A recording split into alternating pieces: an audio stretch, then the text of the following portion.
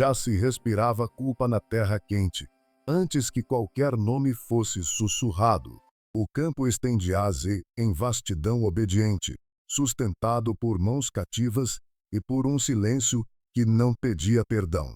Casas grandes erguiam-se como confissões de pedra, enquanto senzalas permaneciam baixas, abafadas, esperando a noite. Ali, o trabalho não terminava com o sol, e a fé aprendia a conviver com o açoite. O pecado não chegava como visita. Era criado no berço do costume, alimentado pela lei torta que separava corpos e destinos. Nada parecia ocorrer por acaso. Cada gesto proibido já nascera condenado pela ordem que o permitia em segredo. O Senhor rezava ao amanhecer e punia ao entardecer. E o mundo aceitava essa cadência como natural. O ar trazia murmúrios de desejos enterrados, e a terra, acostumada ao sangue, nada devolvia além de colheitas fartas. Assim se firmava uma promessa obscura, selada antes de qualquer encontro, antes de qualquer olhar que ousasse durar além do permitido. Havia uma espera sem rosto, um presságio que caminhava entre os cafezais e os canaviais. A tragédia não precisava de nomes para existir. Bastava o sistema que a nutria. Tudo estava preparado para que a transgressão surgisse como fruto maduro, pesado demais para não cair. Quando viesse, não surpreenderia ninguém. Seria apenas a confirmação de um destino escrito pela violência cotidiana, pela hipocrisia piedosa, pela certeza de que alguns pecados não são cometidos, são herdados. E nesse Brasil fechado sobre si mesmo, a condenação precedia o ato, e o sofrimento já respirava, paciente, aguardando-se o momento. Sem testemunhas verdadeiras, o passado acumulava sombras, e cada silêncio reforçava correntes invisíveis, tornando inevitável que a história avançasse com passos lentos, esmagando inocências frágeis, até que a dor se tornasse lei não escrita, aceita, repetida, impossível de desfazer na memória cansada. Daquele tempo escuro, na Casa Grande, cada passo ecoava a autoridade antiga, impregnada nas paredes grossas e nos móveis pesados. O Senhor movia-se como se a própria lei respirasse através dele, e ninguém ousava confundir sua vontade com desejo, pois ambos tinham o mesmo peso. Seu olhar regulava horários, corpos, castigos, e até o silêncio obedecia quando ele atravessava os corredores. A posse não se limitava à terra ou às pessoas cativas. Estendia-se ao ar, ao tempo, ao futuro que jamais seria dividido. Ao seu lado, a sinhá ocupava espaços amplos, vestia tecidos finos, comandava a ordem doméstica, mas seu mundo terminava nas janelas altas e nos limites do matrimônio.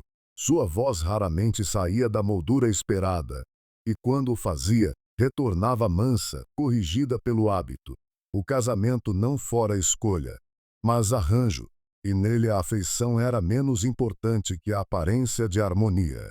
Ela aprendia a suportar ausências, brutalidades ditas necessárias, e uma solidão que não podia ser confessada.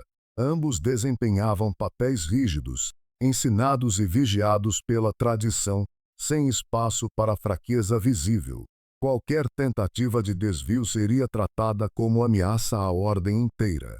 Assim, sob o telhado que simbolizava poder e estabilidade, acumulavam-se tensões não ditas, desejos negados, e uma violência contida que mantinha todos em seus lugares. Ninguém ali era livre. Apenas alguns tinham o direito de mandar, enquanto outros aprendiam a sobreviver calados, cientes de que toda fuga cobraria preço alto, imediato, exemplar. Essa engrenagem antiga rangia sem cessar, esmagando vontades discretas até transformá-las em obediência resignada sem promessa alguma. Ele passou a ocupar os espaços sem jamais pertencer a eles. Pertencia ao Senhor como o ferro ao açoite, como a chave ao cadeado, e sua presença alterou o ritmo da casa sem provocar ruído. Cumpria ordens com precisão contida, olhos baixos, corpo sempre tenso, como se o erro estivesse à espreita em cada gesto. Não havia nobreza em sua condição, apenas a disciplina do medo e a memória constante da punição. O Senhor o mantinha próximo, não por confiança, mas por domínio absoluto, exibindo posse onde outros viam apenas rotina. Assim a percebeu antes de compreender o motivo, sentindo o peso de um olhar que não deveria cruzar o seu. Não foi desafio nem ternura, mas reconhecimento silencioso de algo proibido. Ela desviou o rosto, como ensinara o decoro, porém a atmosfera já se encontrava alterada. A casa pareceu mais estreita, os corredores mais longos, o ar mais pesado. Ele continuou invisível aos olhos certos, mas presente demais para ser ignorado. Naquela convivência forçada, algo começou a existir sem nome, condenado desde o instante em que foi percebido, pois nenhum deles possuía direito ao que havia sido visto, e assim o silêncio selou definitivamente o destino oculto entre ambos. O que se insinuou entre eles não pediu licença, nem anunciou chegada. Cresceu nos intervalos, nos instantes em que nada parecia acontecer. Um copo pousado sobre a mesa demorava a ser retirado. Uma porta ficava entreaberta tempo demais. Um silêncio prolongava-se além do necessário. Cada gesto mínimo adquiria peso excessivo, como se o ar observasse. A vigilância era constante, e justamente por isso o desejo aprendia a se esconder, a se alimentar da contenção. Não havia promessa nem ternura, apenas a tensão bruta de algo que não podia existir. A desigualdade tornava tudo mais grave, mais sujo, mais perigoso. Ele sabia o lugar que ocupava, sentia-o no corpo, nos músculos sempre prontos para obedecer ou sofrer. Ela conhecia os limites que não podia cruzar, impostos pelo nome, pelo leito conjugal, pela moral que a cercava como grades invisíveis. Ainda assim, o olhar retornava contra a vontade, breve demais para ser confessado, longo o bastante para condenar. A culpa não vinha depois. Caminhava junto desde o primeiro instante, crescendo como febre silenciosa. Nenhum deles ousava tocar, pois o simples pensamento já parecia excessivo. O ambiente tornava-se mais opressivo, como se a casa grande respirasse mais pesado, consciente da ameaça muda. O desejo não oferecia fuga nem consolo, apenas risco contínuo. Era uma doença sem cura possível, agravada pela certeza de que qualquer deslize seria punido sem misericórdia.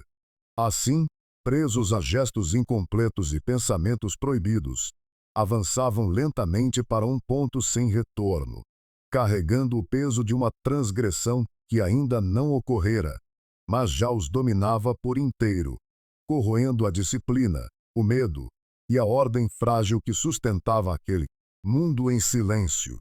Nada era dito, nada era feito, mas tudo se acumulava como sombra espessa, preparando o momento em que o inevitável exigiria pagamento imediato, público, irrevogável, sem perdão algum final.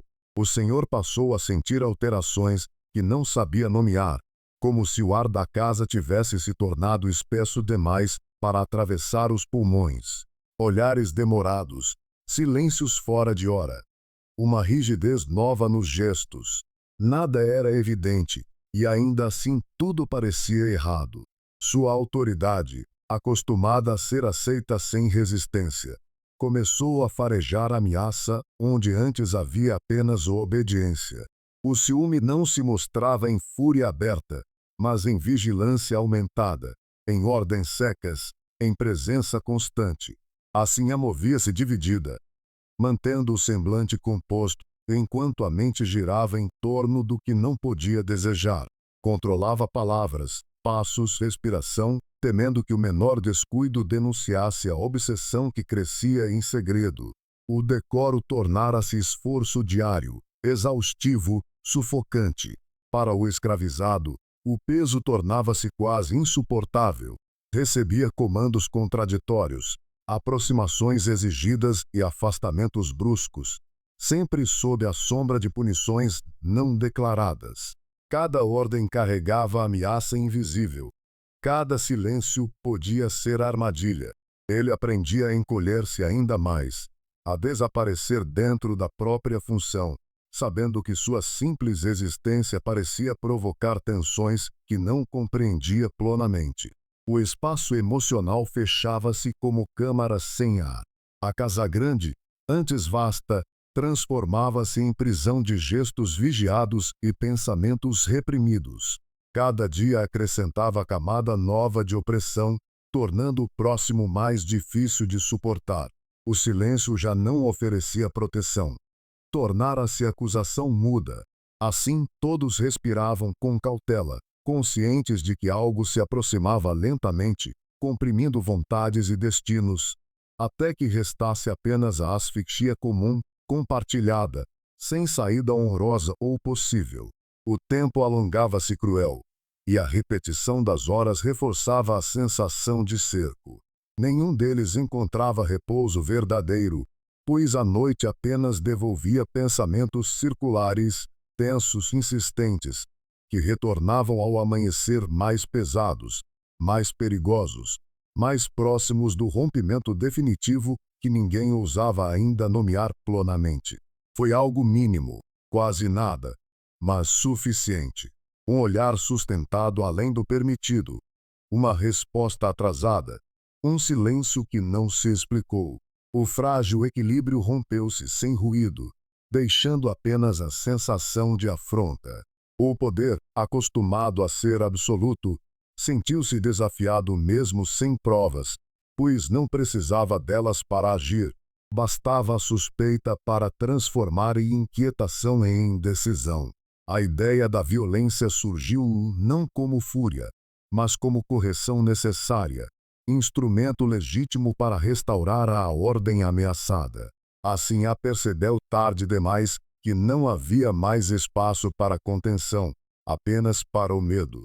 O escravizado compreendeu pelo endurecer dos gestos que a margem de erro desaparecera.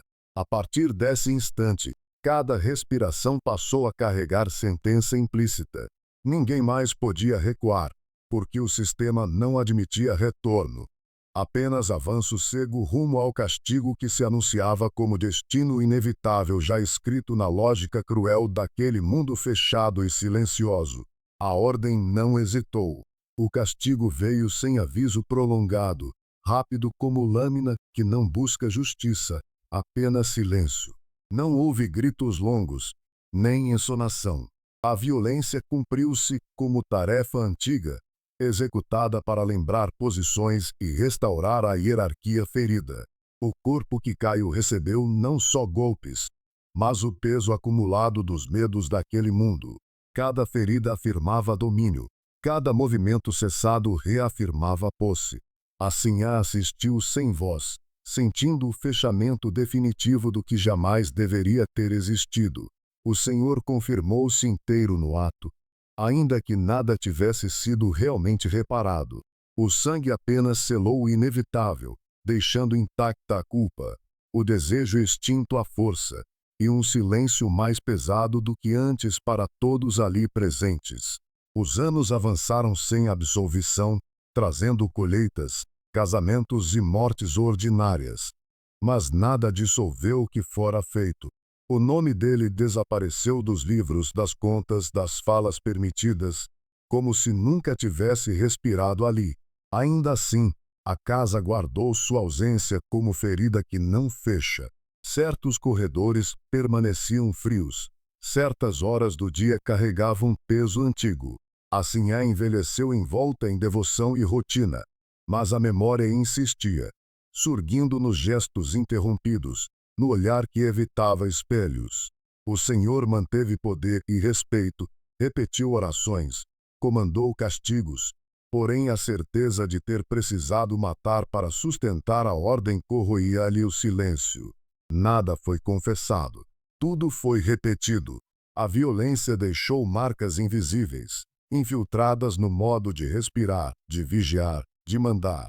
A casa grande continuou de pé, e a senzala continuou cheia. Outros corpos ocuparam funções, outros medos aprenderam a obedecer. O sistema permaneceu intacto, alimentando-se de novas vítimas com a mesma fome antiga. O que ocorrera não virou lição nem ruptura, apenas matéria em decomposição lenta, incorporada ao chão, às paredes, às gerações seguintes. Assim, o passado não passou. Apodreceu em silêncio, sustentando o presente, garantindo que a tragédia nunca fosse exceção, mas fundamento constante daquele mundo que seguia vivendo como se nada tivesse sido perdido. E enquanto o tempo avançava, a engrenagem antiga continuava girando, lenta e segura, transformando dor em costume, morte em disciplina e silêncio em herança, para que outras histórias iguais nascessem, crescessem e fossem enterradas sem nome, algum dia também esquecidas para sempre. Ali ficou provado, sem discurso nem consolo, que nenhum afeto pode respirar onde vidas são posses. O que se chamou desejo nasceu já corrompido, moldado pela força, pela ameaça, pela certeza de que um corpo jamais pertence a si. Não houve inocentes.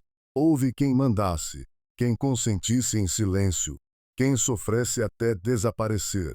Cada um carregou sua parte, pesada ou negada, na manutenção daquele mundo. O escândalo não terminou em justiça, porque justiça nunca esteve prevista.